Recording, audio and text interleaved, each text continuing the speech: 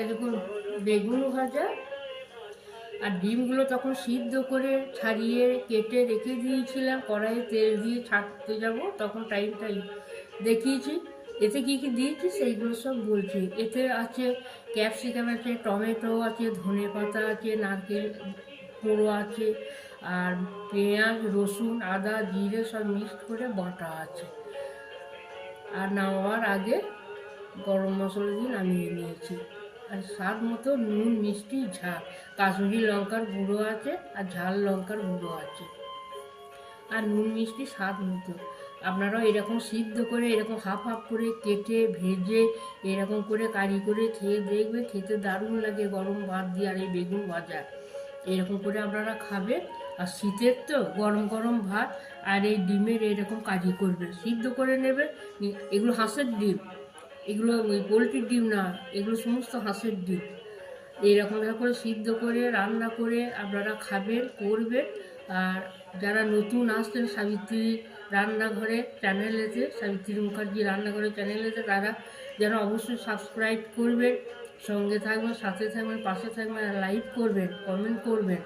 আপনারা আমাকে এরকম করে এগিয়ে নিয়ে চলুন, আপনাদের ভালোবাসা দিয়ে আমি যেন এগিয়ে যেতে পারি, আমিও যেন আপনাদেরকে নিয়ে অফুরন্ত ভালোবাসা রান্না দিয়ে যেন দেখাতে পারি। আর এবার শীত আসছে পর এবার হবে এই রান্নাটা, আপনারা এইভাবে করে খাবেন।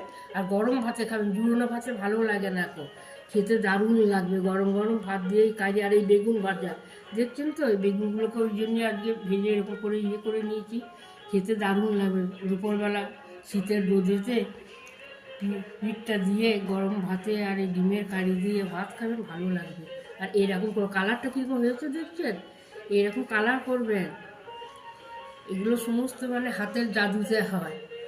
ডান হাতটা এগিয়ে যায়, বাঁ হাতটা ঠেলা দেয়, বলে না যে আমি আগে আছি পিছনে তুই আছি, এই ডান হাত আমার আগে থাকবে আর বাঁ হাতটা পিছনে থাকবে। তো ডান হাত এগিয়ে নিয়ে যায় আর বাঁ হাতটা ঠেলা দেয়। দেখছেন কী সুন্দর কালারটা হয়েছে, দেখুন। অন্য কিচ্ছু নেই, শুধু হাতের জাদুতে। আর একটু নারকেল বেটে দিলে ভালো হয়, আমার সময় পাইনি এগুলো হয় না, কিন্তু এরকম ধারা কুড়ে দিলেও খেতে স্বাদ হবে। আর খেয়ে দেখবেন, সমস্ত হাঁসের ডিম, কুসুমগুলো দেখে লাল টকটক করছে।